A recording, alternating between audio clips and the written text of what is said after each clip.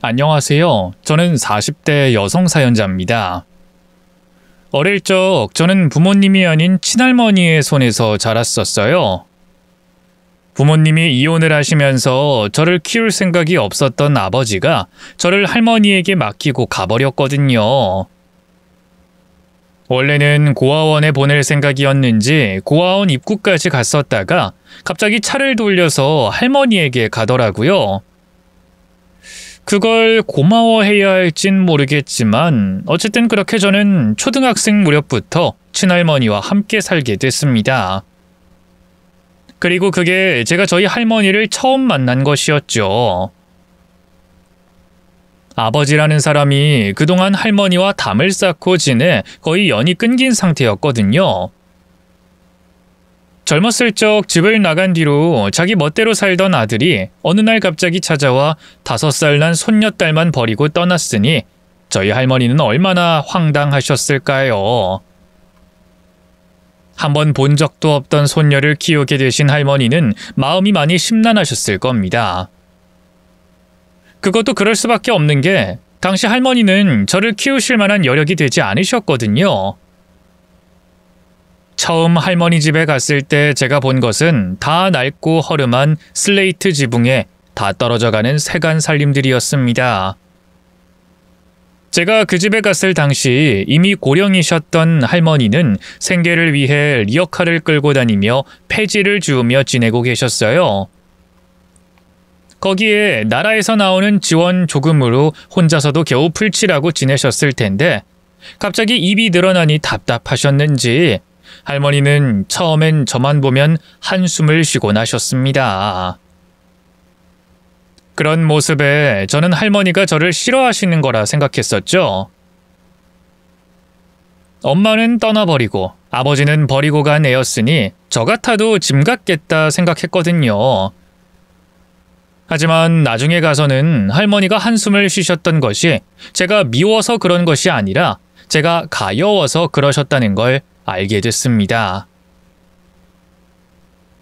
부모에게 버림받고 낯선 곳에서 힘들어 매일 밤 우는 제 머리맡에 저희 할머니가 같이 계셔 주셨거든요. 저희 할머니는 말수가 참 없으셨지만 저를 사랑하는 마음을 늘 행동으로 보여주셨어요. 우는 저를 달래려 밤잠 못 자고 곁에 계시거나 밥상 앞에서 제가 잘 먹는 반찬들을 유심히 지켜봤다가 또 해주시거나 그렇게 할머니는 할머니의 방식대로 저를 사랑해 주셨습니다. 그런 할머니 덕분에 저는 부모에게 버림받고서도 한 번도 엇나가는 일 없이 잘 자랄 수 있었죠. 그런 저에게 할머니는 제 유일한 가족이자 제 전부였어요.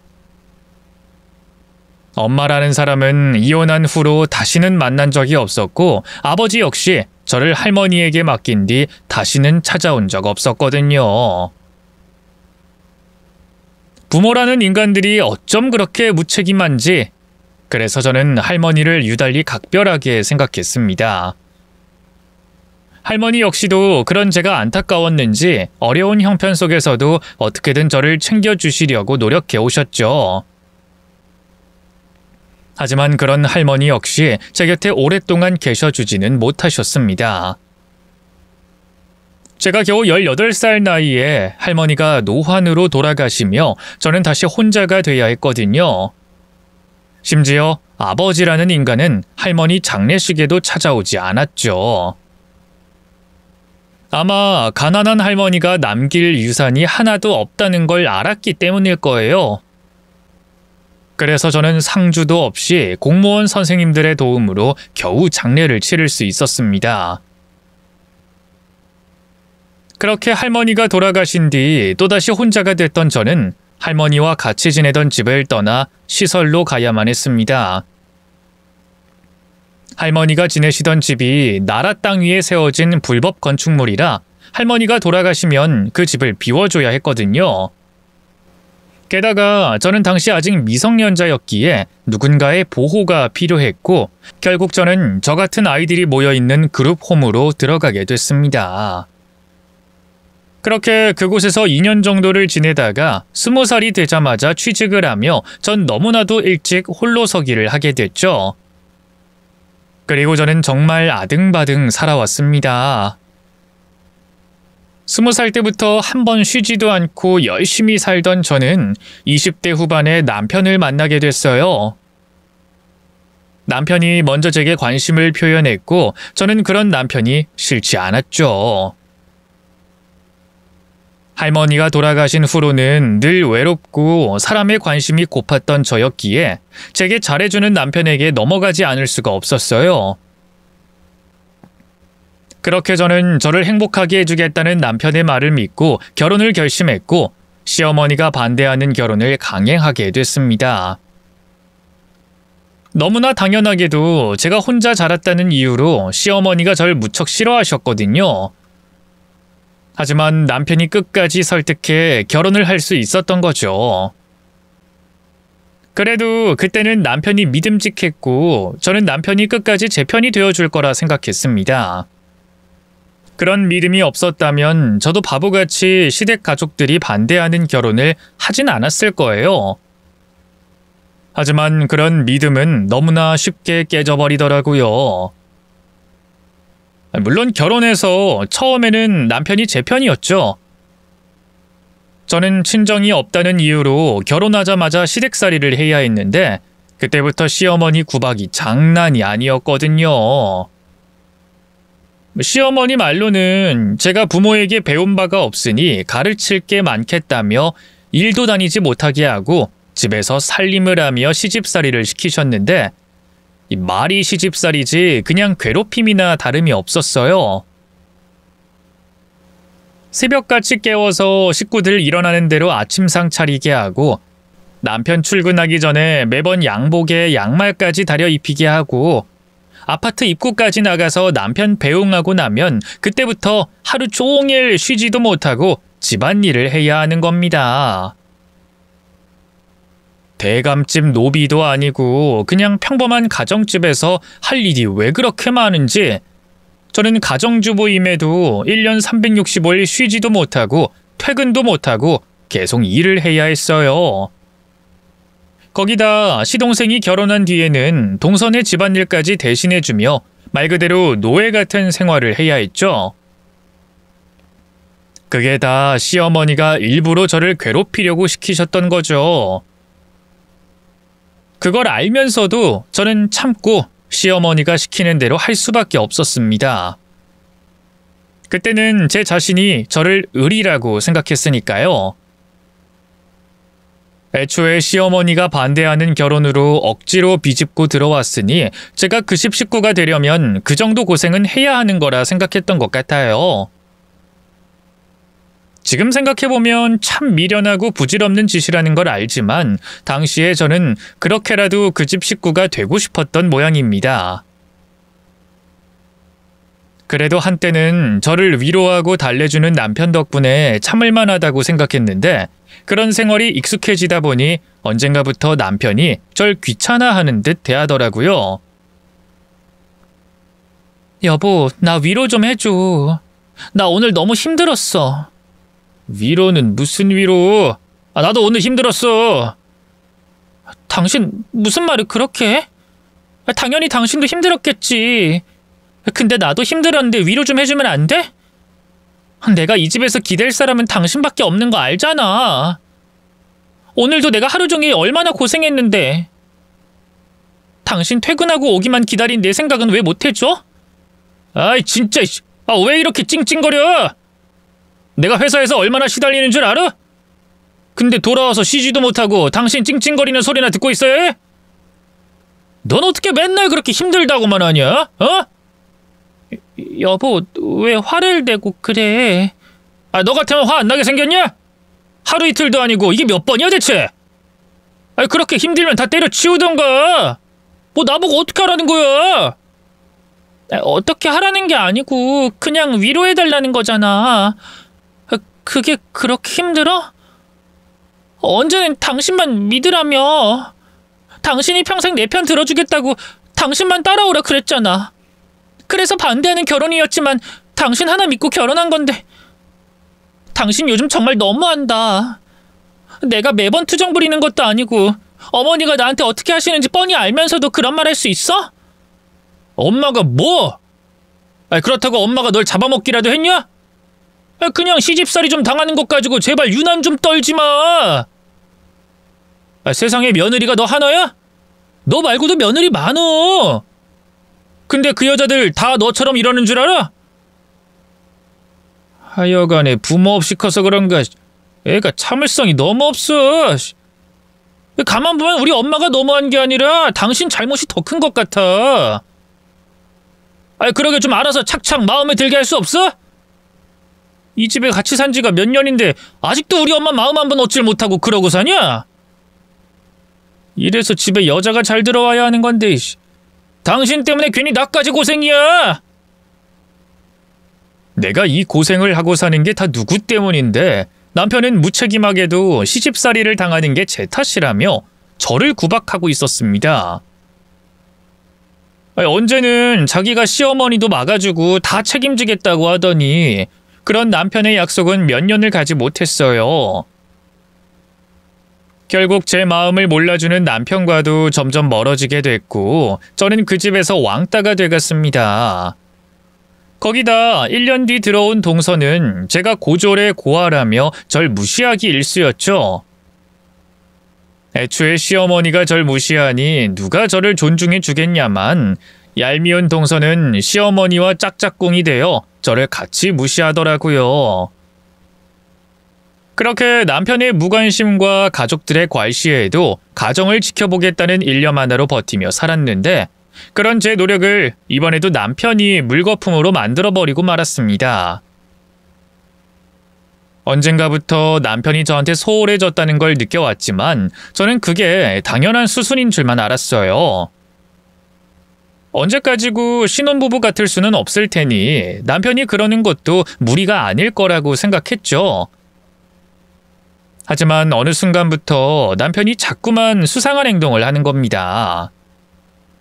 밖에서 여자 향수 냄새를 묻혀오거나 일이 많다며 외박하는 일들도 있었죠. 처음에는 그저 남편 말을 믿었습니다. 여자 동료들과 있다 보니 향수 냄새가 배었나 보다. 일이 너무 많아서 야근하다가 회사 근처에서 자고 출근해야겠다 등등. 그렇게 저는 남편이 밖에서 힘들게 고생하는 줄만 알고 시어머니 성화에 야근하는 남편 도시락까지 싸들고 가야 했죠. 그런데 야근을 한다던 남편이 다른 여자를 옆에 태우고 어디론가 가버리더라고요.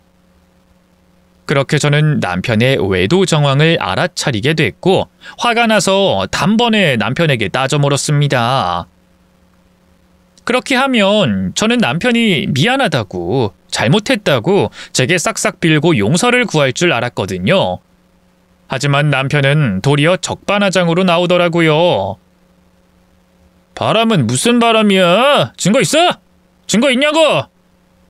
이게 집구석에만 있다가 정신이 미쳐버렸나? 엄한 사람 잡고 있네? 당신 정말 지긋지긋하다. 시집살이 힘들다고 징징거리는 걸로 모자라서 이젠 멀쩡한 남편이 바람까지 핀다고 생각해? 그렇게 못 살게 했으면 차라리 이혼을 하자고 그러지. 왜 나랑 같이 사냐? 당신이 지금 그런 말을 처지야? 당신이 바람 피는 거 내가 다 아는데 언제까지 그렇게 뻔뻔하게 굴 거야? 내가 뭘 어쨌다고 그래? 난 잘못한 거 없어. 됐고, 우리 그냥 이혼하자. 나 당신이랑 도저히 못 살겠어. 남편은 바람핀 적 없다며 딱 잡아떼고 오히려 제가 의부증이 있는 것 같다며 도리어 이혼을 요구했습니다. 그리고 그런 남편의 말에 온 시댁 식구들이 동조하고 나섰고요. 분명히 다들 남편의 외도를 눈치챘을 텐데도 제 편을 들어주는 사람은 아무도 없었습니다. 시어머니야 당연히 아들 편이셨고 같은 아내 입장인 동서마저 제가 피해망상이 있는 것 같다며 절 몰아가더라고요. 식구들 모두가 저더러 못된 년이라 하며 절 쫓아내지 못해 안달이었던 거죠. 가해자와 피해자가 뒤바뀌는 게 이렇게나 쉬운 건지 저는 하루아침에 의부증에 걸린 미친 사람이 되어 이혼을 당해야 했습니다. 그렇게 남편과 이혼을 한 이후 저는 홀로 서기를 위해 이를 악물어야 했습니다. 바람핀 남편에게서는 어떠한 위자료나 재산 분할도 받지 못한 처지였기에 이혼할 당시 저는 거의 빈털털이었거든요. 그나마 처녀 시절 제가 남겨뒀던 돈 몇백만 원이 제 전 재산이었죠. 20대 시절 뼈 빠지게 모았던 돈은 결혼 자금으로 다 써버리고 남은 게 고작 그 몇백이었네요. 결국 결혼 생활 몇 년 만에 이혼당할 줄 알았더라면 결혼을 하지 말 것을 이라는 후회도 들었지만 그런 후회는 이미 돌이킬 수 없는 늦은 일일 뿐이었습니다. 결국 거의 거지나 다름없던 저는 어떻게 살아야 할까 앞이 깜깜했어요. 그때 저는 문득 장사를 해봐야겠다는 생각이 들었습니다. 사실 제가 창업을 할 수 있을 만큼 여유가 있는 것도 아니고 현실적으로는 어디 공장이라도 취직을 해야 맞는 일이었지만 그때는 왠지 그러고 싶더라고요. 어쩌면 더 이상 잃을 게 없어 겁을 상실했는지도 모르겠지만 그때 저는 불행과 실패의 연속이었던 제 인생에 변화를 주고 싶었습니다. 이제까지는 안정을 추구하며 어떻게든 조금 더 나은 차선과 안전을 추구했지만 더 잃을 게 없는 이상 모험을 하더라도 제가 하고 싶은 걸 해봐야겠다 싶더라고요. 아니 이혼까지 한 마당에 여기서 망하면 그냥 확 죽어버릴 생각으로 말이에요. 다소 극단적인 생각이었지만 그때 저는 정말로 뭐 아니면 도였습니다. 그렇게 저는 제가 가진 전 재산으로 가게를 얻어볼 생각을 했어요. 대출이라도 받아서 번듯한 가게를 차리고도 싶었지만 결혼하고서 가정주부로 경력 없이 살아온 저한테 대출은 하늘의 별 따기보다 어렵더라고요. 그래서 결국 포기하고 제가 가진 그 몇백으로 시작해보기로 했습니다. 어차피 집이라도 구해야 하는데 차라리 가게를 얻어 거기서 먹고 자고 해야겠다 생각했죠. 그렇게 그나마 집값이 싸다는 동네를 돌아다니며 부동산들을 찾아다녔지만 제가 가진 돈으로는 얻을 만한 가게가 없더라고요. 아이고 겨우 그 돈으로 하겠다고? 장사를 이 젊은 사람이 양심도 없네. 요즘 세상 물정을 모르나 봐. 다른 것도 아니고 음식 장사하려면 그 돈 가지고는 권리비도 안 나올 텐데. 권리비요? 권리비는 뭐예요? 어머나, 정말로 세상 물정 모르는 사람이네. 장사하겠다는 사람이 권리비가 뭔지도 몰라? 기존에 장사하던 자리에서 자리값이나 시설값 따로 받는 거 말하는 거잖아. 그건 세입자들끼리 주고받는 거라 월세랑은 또 별개야. 저는 그렇게 좋은 시설 그런 거 필요 없는데 그냥 빈터라도 좋으니까 최대한 싼 곳은 없을까요? 제가 찾는 방을 중개해봐야 부동산 중개업자들에게는 수수료도 얼마 나오지 않을 테고 제가 찾는 싸고 싼 방은 얼마 있지도 않은 탓에 찾아가는 부동산 업자들마다 절 보며 한숨을 내짓곤 했습니다. 젊은 사람이 모아둔 돈도 없냐며 타박도 듣고 차라리 좋은 남편 얻어서 시집이나 가라는 소리도 들었었죠. 그렇게 별별 소리를 다 들으면서도 저는 어떻게든 제 가게를 얻기 위해 돌아다녔습니다. 그렇게 발품을 들이길 꼬박 한 달, 드디어 저는 제 예산에 딱 맞는 가게 자리를 얻을 수 있었어요. 정말 아무것도 없는 3-4평 남짓 작은 가게였지만 저는 그 가게가 쏙 마음에 들었습니다. 그렇게 저는 보자마자 더 묻지도 않고 가게를 계약했고 그곳에 김밥집을 차리게 됐어요. 가게가 너무 좁아서 식탁 놓는 밥집은 할 수 없었고 포장으로 팔만한 음식을 떠올리다 보니 김밥이 떠오르더라고요. 그리고 김밥은 제게 할머니와의 추억을 떠올릴 만한 그런 음식이기도 했죠. 예전에 할머니와 같이 살 적에 할머니께서 집을 비우실 때마다 김밥을 말아놓고 가셨는데 원래 저는 그 김밥을 무척 싫어했어요. 돈 없는 할머니가 집에 있는 반찬들로 대충 만든 김밥이라 그 흔한 햄도 하나 없이 슴슴하고 텁텁한 맛이었거든요.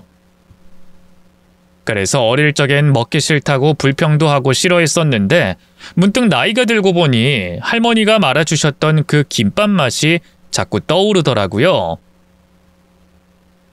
그 슴슴하니 나물로 가득한 김밥이 그제서야 그리웠던 거죠. 그래서 저는 할머니의 김밥을 떠올리며 그 동네에 작은 김밥집을 차리게 됐습니다. 제가 김밥집을 차린 그 동네는 오래되고 낙후된 조용한 동네였어요. 그나마 길목이라 나다니는 사람이 꽤 있긴 하지만 애초에 유동인구가 많은 곳은 아니었죠. 어떻게 보면 장사하기에는 최악인 곳이었고 그래서 가격이 쌌던 거겠지만 전 그래도 그 동네가 꽤 마음에 들었어요. 돌아갈 곳도 없고 고향도 없는 제가 정착해서 살기에 꽤 괜찮은 곳일 것 같다는 생각이 들었죠. 그렇게 혼자 그 낡은 가게를 쓸고 닦으며 저는 혼자 김밥집을 꾸려갔습니다. 마음씨 좋은 주인분이 5년간 세를 올리지 않겠다며 싼 가격에 계약을 해주신 덕분에 거의 한 달간을 저 혼자 장사도 못하고 가게를 꾸몄어요. 시멘트 바닥에 방수를 하고 벽에 페인트 칠을 하고 그렇게 얼추 가게 모습을 꾸려가다 보니 주변 동네 분들이 점점 관심을 가져주시더라고요. 그때마다 저는 김밥 드시러 오시라 홍보도 하고 했지만 제 생각만큼 반응이 있진 않았습니다. 여기서 장사를 하겠다고? 예, 김밥 할 거예요. 나중에 가게 열면 드시러 오세요. 아이고, 돈이 세고 셌다.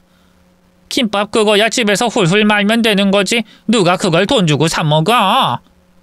그래도 가끔 밥하기 귀찮으실 때 있으실 거 아니에요. 그때 요리하지 마시고 저희 가게 와서 사드세요. 제가 맛있게 해드릴게요. 아이고, 됐네, 됐어. 사 먹을 거면 다른 데 가서 더 좋은 거 사 먹지. 누가 김밥 먹는다고? 여긴 애도 없고 젊은 사람도 별로 없는데 그래서 장사 되겠어? 이 새파랗게 젊은 처자가 연고도 없는 동네 와서 무슨 장사를 하겠다고? 오래 사신 동네 분들이 많다기에 조용하고 정 많은 동네인 줄 알았더니 생각보다 마을 텃세가 있는 겁니다. 처음에는 날선 반응에 마음이 상하기도 했지만 그분들 입장에서야 알지도 못하는 젊은 사람이 장사하겠다고 설치는 게 마음에 들지 않으실 수도 있겠다 싶어서 이해할 수밖에 없었어요. 그럴수록 제가 더 흠잡히지 않게 잘해야겠다는 생각뿐이었죠. 그렇게 저는 동네 텃세의 진상 손님에 꽤 힘든 시간을 버텨야 했지만 처음부터 쉽게 생각한 적 없는 장사였기에 꿋꿋이 버텨나갔습니다. 그렇게 1년을 꼬박 버티고 나니 저도 요령이 점점 생기더라고요. 하지만 여전히 장사는 별로 잘 되지 않았어요. 그나마 가게 세가 싸고 월세 나갈 일이 없어서 다행이라 해야 할지 가게 매출은 재료비에 제 생활비를 빼고 나면 간당간당한 수준이었습니다. 이렇게 되면 차라리 나가서 아르바이트라도 하는 게 수입은 더 클 것 같다 싶었지만 그래도 저는 장사하는 게 꽤 재밌었어요. 동네 어르신들 구박에 텃세를 겪으면서도 스트레스를 받긴커녕 더 잘하고 싶다는 생각이 들고 더 열심히 하게 되더라고요. 하긴 저야 옛날부터 눈칫밥 먹고 커서는 시집살이까지 지독하게 당했으니 여기서 더 힘들 것도 없겠네요. 그렇게 즐겁게 장사를 하던 중 저는 어떤 할머니 한 분을 만나게 됐습니다. 언젠가부터 폐지를 주우러 다니시는 할머니가 저희 가게 앞을 지나다니시는 걸 보게 됐어요. 할머니 몸집보다 한참 큰 리어카를 끙끙 끌고 가시는 모습을 보는데 순간 돌아가신 저희 할머니 생각이 나더라고요. 저희 할머니도 저 어렸을 적에 리어카 끌고 다니시며 폐지를 주우러 다니셨던 것이 떠오른 거죠. 그래서 그런지 그 할머니를 뵙는데 도저히 그냥 보낼 수가 없었습니다. 뭐라도 도와드리고 싶었는데 저희 가게는 폐지 나올 것도 없고 해드릴 게 없더라고요. 그래서 저는 할머니에게 제 김밥이라도 드리고 싶었어요. 하지만 그냥 드리면 부담될까 싶어 살짝 거짓말을 넣었죠. 할머니, 안 바쁘시면 잠깐 여기 오셔서 좀 쉬다 가세요. 아니에요, 괜찮아요. 남의 가게 민폐야. 아니, 민폐라뇨. 지금 저희 가게 손님도 없는데요, 뭘. 할머니, 식사는 하셨어요? 점심이 지난 시간에 식사하셨냐 묻는 제 말에 아침 얘기를 하시며 얼버무리시는 걸 보니 할머니가 아침 점심 식사를 하기 전이시구나 싶었습니다. 제가 보기에도 시정해 보이시는 모습에 전 할머니께 부탁을 드렸죠. 식사 안 하셨으면 저희 가게에서 김밥 좀 드실래요? 사실 제가 부탁드리고 싶어서 그래요. 저 혼자 맛보려고 하니까 어떤지 모르겠는데 오셔서 저희 집 김밥 맛 좀 봐주세요. 김밥 맛 좀 봐달라는 말씀에 할머니는 마지못해 가게로 들어오셨습니다. 처음엔 괜찮다며 사양하시더니 맛봐달라는 부탁을 들어주셨던 거죠. 그리고 저는 할머니 앞에 따끈한 어묵 국물과 금방 마른 김밥을 한 줄 내어드렸어요. 그러자 할머니는 정말 시장하셨는지 김밥을 맛있게 드시더라고요. 할머니, 저희 집 김밥 맛이 어때요? 맛이 괜찮나요? 예, 맛 좋아요. 아주 맛있어요. 간도 꼭 맞네요. 그러세요? 그럼 다행이네요. 사실 제가 장사한 지 1년밖에 안 돼가지고 아직 요령이 없네요. 이렇게 매번 김밥 맛보는 것도 일이라서 말이에요. 할머니가 괜찮으시면 종종 와서 맛 좀 봐주실래요? 그렇게 김밥을 맛있게 다 드신 할머니는 갑자기 허리춤에서 쌈짓돈을 꺼내어 계산을 하려고 하셨어요. 김밥 맛있게 잘 먹었어요. 얼마예요? 아니에요, 할머니. 제가 맛 좀 봐달라고 부탁드린 건데 계산 안 하셔도 돼요. 아유, 그래도 남의 밥을 꽁으로 먹으면 되나? 힘들게 만든 걸 텐데. 아니에요. 할머니가 맛있게 드셔주신 것만으로도 감사한걸요? 혹시 앞으로도 종종 부탁드려도 될까요? 아무래도 누가 맛봐주면 저도 좋을 것 같아서요. 그러니까 앞으로 저희 가게 지나가실 때 그냥 가지 말고 들어오세요. 제가 김밥 드릴게요. 그렇게 리어카를 끄시는 김할머니와 안면을 트게 된 저는 그 후로 할머니께 매번 김밥을 챙겨드리게 됐습니다. 그냥 드리면 동정한다고 싫어하실까봐 맛 좀 봐달라고 부탁드렸더니 할머니도 싫어하지 않으시더라고요. 그렇게 할머니는 거의 매일 저희 가게 앞을 지나가셨고 저는 매번 할머니께 김밥을 내어드렸습니다. 물론 할머니께서는 제가 일부러 그러시는 줄 아시는 건지 매번 미안해하셨지만 워낙 장사 안 되던 가게라 안 그래도 적적하고 심심하던 제게 할머니는 좋은 손님이자 말벗이 되어 주셨습니다. 아이고, 매번 이렇게 얻어먹기만 해서 어떡해. 난 해줄 것도 없는데 너무 미안하네. 매번 고마워. 아니에요, 할머니. 제가 좋아서 그러는 거라니까요. 그리고 저는 할머니가 와주시는 게 더 감사한걸요. 사실 할머니 뵐 때마다 돌아가신 저희 할머니가 생각나서요. 저희 할머니도 제가 어렸을 적에 폐지주로 다니셨거든요. 할머니 혼자서도 겨우겨우 사시는 어려운 형편이었는데 갑자기 저까지 떠맡게 되셔서 할머니가 많이 힘드셨을 거예요. 그런데도 저희 할머니는 저한테 참 잘해주셨어요. 말수는 별로 없으셨지만 절 사랑하신다는 걸 늘 알았죠. 할머니가 참 좋은 분이셨나 봐. 하긴 뭐 좋은 분이셨으니 손녀를 이렇게 잘 키우셨겠지. 자네를 보면 할머님이 어떠셨는지 예상이 돼. 아마 손녀딸이 곱게 커서 이렇게 열심히 사는 거 보고 할머니도 하늘에서 뿌듯해 하실 거야. 정말 그럴까요? 살아계실 적에는 워낙 속만 썩였던 것 같아서 지금도 후회만 되거든요. 살아계실 때 좀 잘해드릴걸. 너무 일찍 떠나버리셔서 제가 효도할 새도 없었어요. 제가 고등학생 때 할머니가 돌아가셨거든요. 그래서 그런지 할머니 볼 때마다 저희 할머니 대신이라 생각하니까 더 잘해드리고 싶고 그래요. 돌아가신 할머니가 생각나서 그런다는 제 말에 김할머니께서는 제 손을 꼭 잡아주시며 저를 위로해 주셨어요. 할머니를 떠올리면 늘 후회만 남곤 했었는데 김할머니가 그렇게 말씀해 주시니 대신 위안을 받는 기분이 들더라고요. 그렇게 김할머니와 가까워지며 저는 할머니에게 제 이야기를 하며 위안을 받기도 했습니다. 어렸을 적 부모에게 버려져 어렵게 자란 이야기이며 20대 시절 남편을 만나 결혼 생활을 하고 이혼을 당했던 일까지 친정 부모가 없어서 어디에도 하지 못했던 한풀이를 김할머니에게 대신하게 됐죠. 그게 어찌나 좋던지 전 일찍 돌아가신 할머니가 살아 돌아오신 듯 했어요. 그렇게 김할머니와 알게 된 후로 저는 매일 할머님을 뵙고 인사를 나누며 거의 가족처럼 지내게 됐습니다. 제 생일에는 할머니가 미역국을 끓여다 챙겨주시고 할머니 생신에는 제가 할머니를 모시고 외식을 가기도 하고 그랬죠. 저도 고아의 이혼녀라 혼자였지만 김할머니도 혼자셨거든요.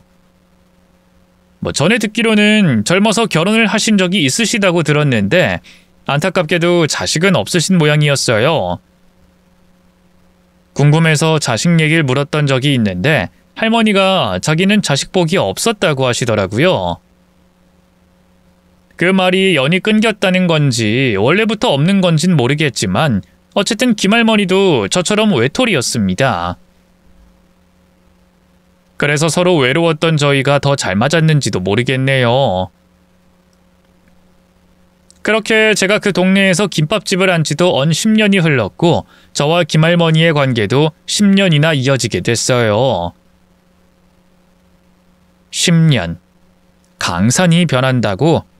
10년 사이 저희 김밥집도 장사가 꽤 되어 규모도 넓어지며 예전과는 많이 달라졌지만 유일하게 김할머니와 제 관계만은 그때와 마찬가지로 여전했습니다.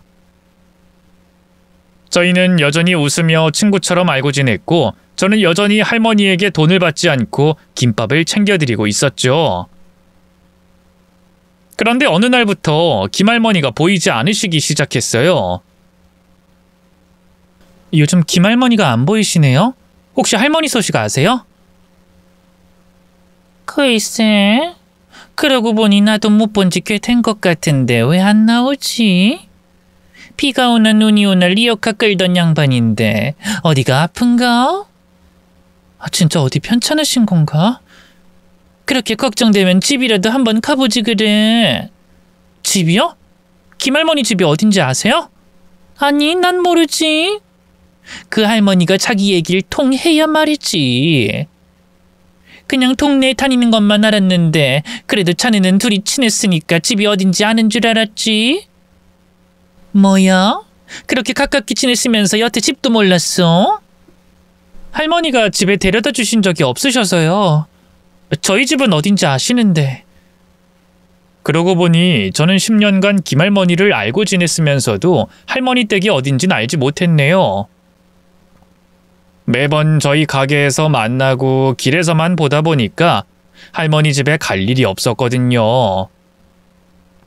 그리고 김할머니가 워낙 자기 얘기를 안 하시는 분이라 집에 초대해달라는 말을 하기도 그랬고요. 그냥 누추한 집을 보여주기 싫으신가 보다 싶어서 집도 모르고 지냈는데 일이 이렇게 되고 나니까 왜 진작 집 주소 하나 알아내지 못했나 싶어 후회가 들었습니다. 할머니가 혼자 지내시는 걸 알다 보니 혹시나 할머니가 혼자 집에서 변이라도 당하신 건 아닌가 싶었거든요. 그렇게 김할머니 걱정으로 전전긍긍하던 사이 금방 한 주가 지나가 버렸습니다. 그 사이 김할머니는 여전히 소식이 없으셨고 할머니가 사라진 지도 어느덧 한 달이 넘어가고 있었어요. 정말 무슨 일이라도 난 건 아닌가 싶어서 저는 경찰서에 신고라도 해야겠다고 생각했습니다. 근데 그때 검은 정장을 입은 웬 남자가 절 찾아와 이상한 말을 하더라고요. 김할머니 아시죠? 예, 아는데요. 근데 누구시죠? 혹시 아드님이세요? 그런 건 아닙니다. 전 김할머니 부탁을 받고 온 변호사입니다. 급히 설명할 일이 있으니 일 그만두고 잠깐 따라오시죠. 갑자기 제 가게를 찾아와서 김할머니를 아냐고 묻던 남자가 자기가 변호사라고 설명하면서 급히 갈 곳이 있다며 절 어디론가 데려가는 겁니다.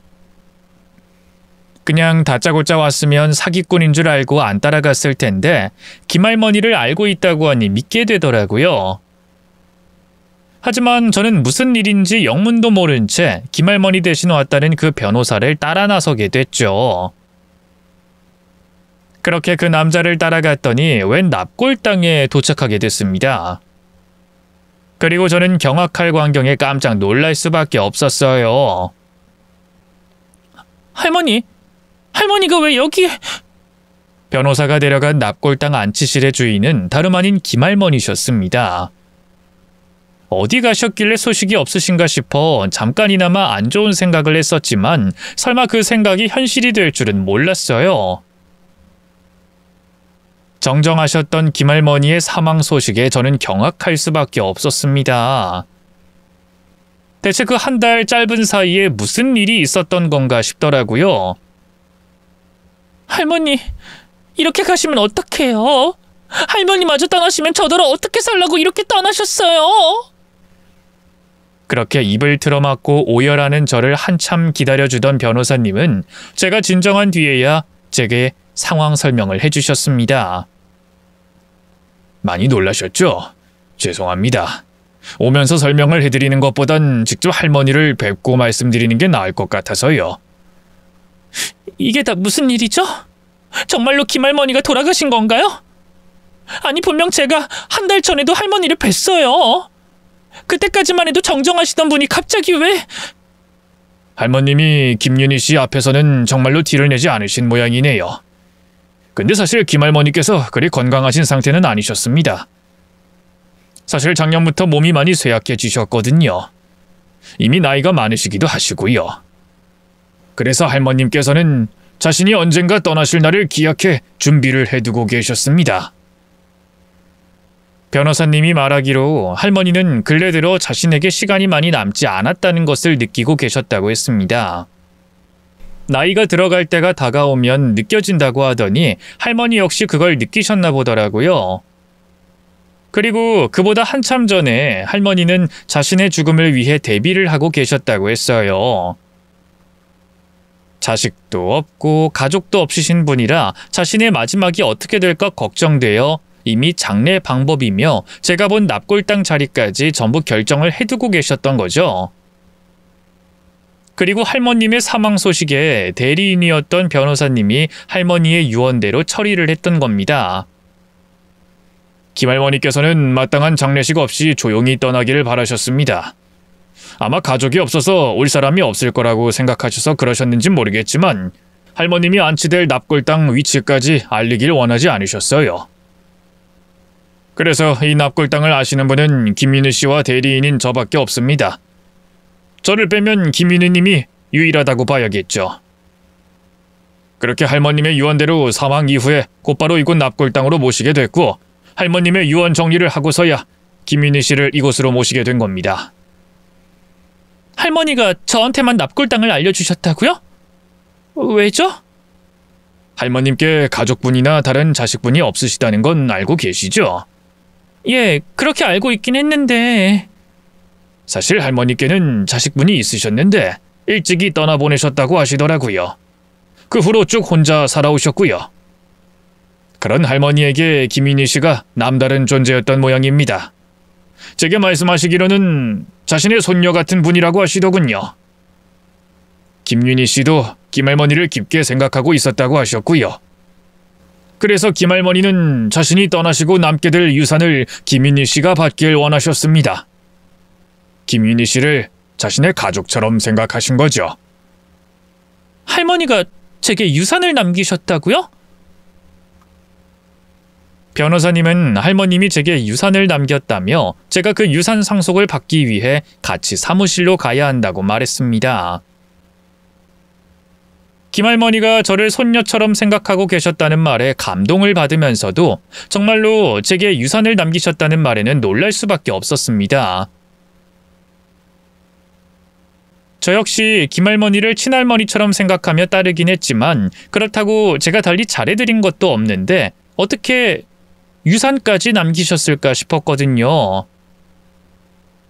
하지만 그때까지만 해도 저는 할머니가 제게 남긴 유산이 얼마인지 모른 채 할머니가 제게 남기신 마음을 감사히 받을 생각이었습니다.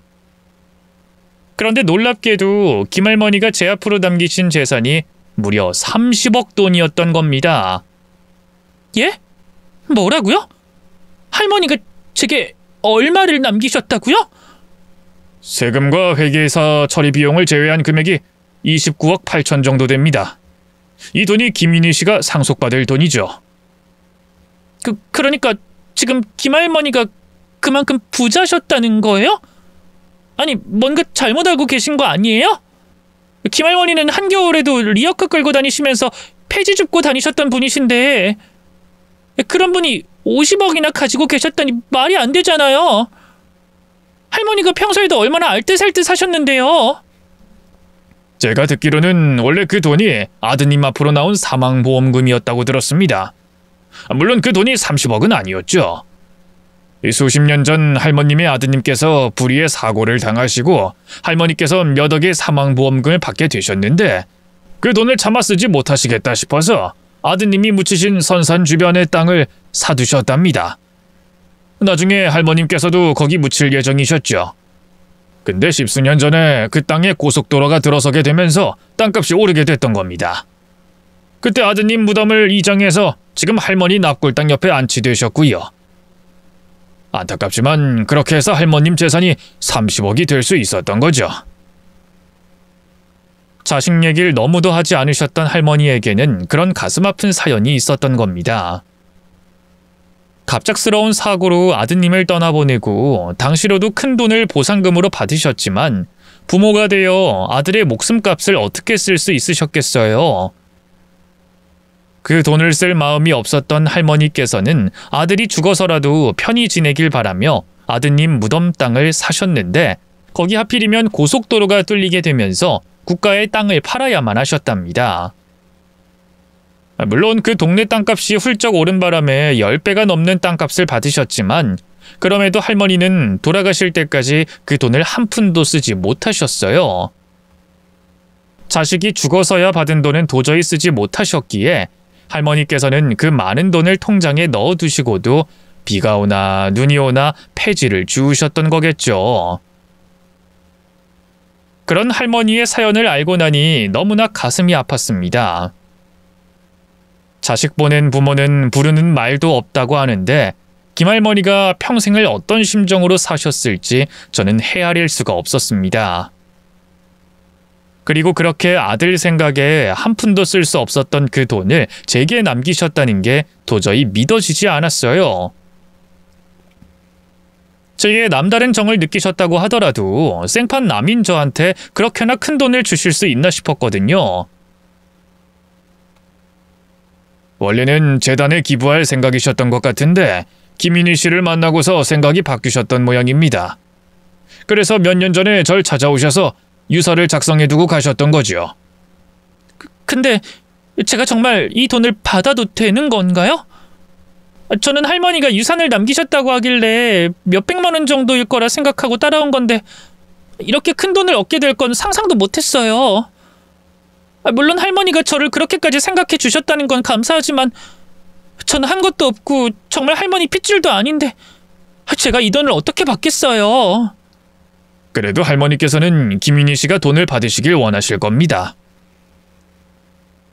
할머니에게 그 돈의 의미가 무엇인지를 알기에 저는 더더욱 그 돈을 받을 수가 없었습니다. 차마 그 돈을 받기가 죄송스러웠던 저는 서류에 도장을 찍지 못하고 망설이고 있었어요. 그런 저를 보며 변호사님이 할머니가 원하시는 일이라고 하시는데 그제서야 조금 마음이 먹어지더라고요. 그렇게 도장을 찍어야 할까 고민하던 그때 갑자기 바깥이 소란스러워지더니 변호사실 문이 벌컥 열리며 난리가 나고 말았습니다. 웬 사람들이 우르르 몰려와서 따지는데 얘기를 들어보니 아무래도 김할머니의 유산 때문인 것 같더라고요. 자기들이 김할머니의 가족이라고 하는 사람들이 찾아온 거죠. 아니, 우리가 가족인데 누가 유산을 받는다는 거야? 할머니 유산은 우리 몫이라니까! 친척이 멀쩡히 살아있는데 왜 그 돈을 남을 줘요? 예? 당신들 이거 니들끼리 짜고 치는 거 아니야? 자식 없는 독거노인이라고 눈먼 돈 빼돌리는 개수작 아니냐고! 내가 니들 싹 다 나라에 고발할 거야. 어디 한번 변호사 사무실 문 닫아보고 싶어? 분명 할머니는 자신에게 다른 가족이 없다고 하셨고 저와 알고 지내는 10년간 찾아온 사람도 없는 것 같았는데 도대체 누가 가족이라는 건지 저도 궁금했어요. 그런데 그 사람들이 하필 제가 아는 사람들이었네요. 여기서 이러시면 안 됩니다. 돌아가세요. 네가 변호사면 다야? 변호사면 다냐고? 저 여자가 우리 할머니 유산 받는 사람인가 보지? 어디 누군지 얼굴이나 좀 보자. 어떤 년이길래 불쌍한 독거노인 돈 훔쳐가려고 하는지 좀 봐보자고! 어머, 형님? 형님이 왜 여기 계세요? 그게 무슨 소리야? 형님이라니? 어머나, 너 뭐냐? 너 윤희 아니냐? 아니 네가 왜 여기 있니? 설마 할머님 유산 받는다는 상속자가 형님이에요? 당신 뭐야? 이 말이 정말이야? 당신 고아잖아. 근데 할머님이랑 무슨 사이라고 여기서 이러고 있어? 정당한 법적 절차와 상속인의 의지로 깔끔하게 해결된 유산 문제에 억지로 말을 얹겠다며 사무실을 쳐들어온 인간들은 다름 아닌 제 전 시댁 식구들이었습니다. 놀랍게도 제 전 시댁과 김할머니가 촌수도 따지기 어려운 먼 친척이었다고 하더라고요. 하지만 평생 왕래 한 번 한 적 없고 알고 지낸 적 없는 남보다 못한 사이였어요. 제가 그 집과 한 식구였을 때도 전혀 모르던 일이었으니까요. 그런데 그런 인간들이 김할머니가 유산을 남기셨다는 건 어떻게 알았는지 한번 본 적도 없는 자기들이 유산을 받아야 한다며 이 난리를 피우고 있었던 겁니다. 당신 지금 이게 뭐냐니까? 설명 좀 해봐! 당신 하지 마. 우리 사이 끝난 지가 언젠데 나더러 당신이래. 그리고 이제 와서 우리 서로 아는 척할 만한 사이는 아니잖아. 내가 그쪽들한테 이 사정 설명해야 할 이유도 없고. 형님, 지금 이게 무슨 짓이에요? 아니 웬 미친년이 피 한 방울 안 섞인 남의 돈을 받겠다고 하나 했더니 그게 형님이었어요? 대체 할머님이랑 무슨 관계인데요? 뭐 할머니 돌아가시기 전에 수발이라도 들었나? 형님 설마 처음부터 할머니 재산 노리고 접근한 건 아니죠? 어머 세상에 그런 건가 봐. 그렇지 않고서요 제가 어떻게 그 돈을 받겠어?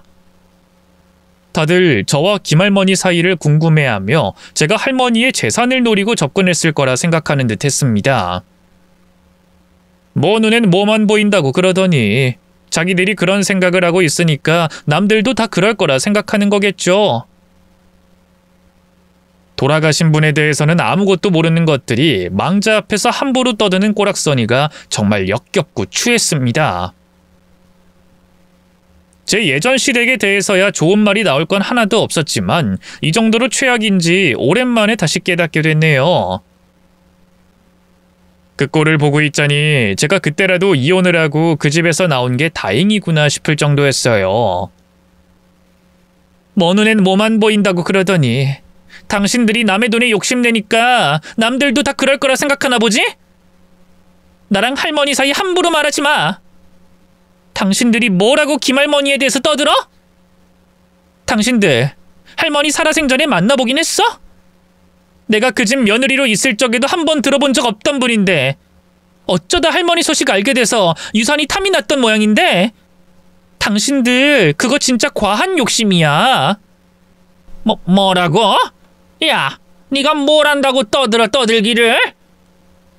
어쨌거나 그 할머니 먼 친척이 우린데 그 할머니 남편도 자식도 없는 혼자 아니야. 그럼 유일한 가족인 우리가 유산 받는 게 당연한 거 아니니? 그래, 형님은 어쨌거나 남이잖아요. 그럼 가족한테 당연히 양보해야 하는 거 아니에요? 할머니가 말년에 노망이 나서 형님한테 전 재산을 물려주니 많이 했는지 모르겠지만 이럴 땐 당연히 핏줄을 따져봐야죠. 다들 참 뻔뻔하기도 하지. 돈에 눈이 멀어서 인간이길 포기했구나. 이걸 보니 할머니가 왜 나한테 유산을 남기려고 하셨는지 알겠네. 돌아가시면 웬 거머리들이 들러붙을 걸 아셨던 거지. 변호사님, 저 도장 찍을게요. 할머니한테 죄송해서 이 돈 못 받겠다 싶었는데 저 인간들 보니까 제가 받아야겠네요. 제가 받아야 저 사람들한테서 유산 지킬 수 있는 거죠? 그래서 저는 그 자리에서 바로 도장을 찍어버렸습니다. 제가 그 유산을 받지 않겠다고 하면 그 인간들이 어떻게든 받아가려 할 텐데 제가 차마 그 꼴은 못 볼 것 같았거든요.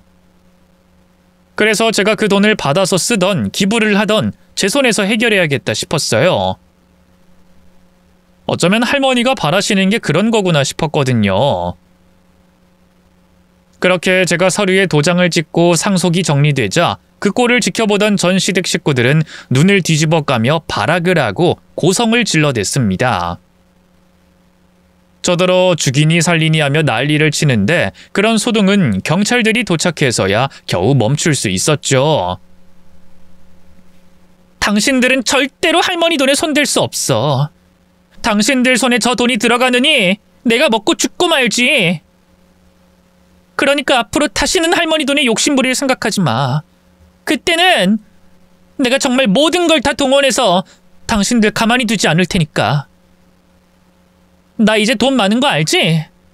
안 그래도 나는 당신들이 경멸스럽고 복수하고 싶은데 이런 내가 한이라도 품어서 당신들 어떻게 해버릴지 무섭지 않아?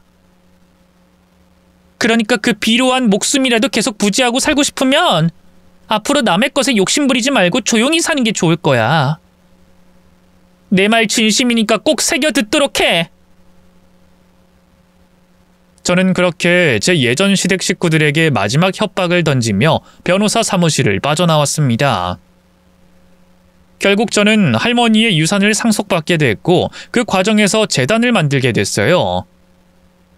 말이 거창해서 재단이지만 작은 시설이었죠. 엄한 곳에 할머니 유산이 가게 될까 싶어서 제가 그 돈을 받긴 했지만 저는 그 큰 돈이 별로 필요 없었거든요. 이제는 김밥집도 꽤 잘 되고 있고 그 정도면 저 먹고 살기엔 충분했기에 저는 할머니가 제게 남기신 유산을 좀 더 의미 있는 곳에 쓰고 싶었습니다.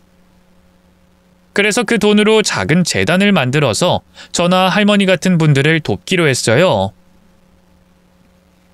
저처럼 부모에게 버림받고 갈 곳 없을 고아와 할머니처럼 혼자가 되어 쓸쓸하게 저물어 가시는 노인분들을 위해 지원을 하고 도와드릴 수 있는 재단이었죠. 원래는 좋은 곳에 기부할까 싶었는데 변호사님이 직접 재단을 꾸려보는 게 어떻냐고 조언해 주시더라고요. 기부를 하면 그 돈이 어디로 흘러가는지 투명하지도 않고 저도 제가 직접 나서는 게 할머니의 뜻에 맞겠다 생각했어요. 그렇게 저는 요즘 김밥집 사장과 재단 이사 일을 병행하며 열심히 지내고 있습니다. 늘 할머니 뜻을 생각하며 누구보다 열심히 살아보려 하고 있네요. 그럼 제 이야기는 여기까지 하며 인사드리겠습니다. 감사합니다.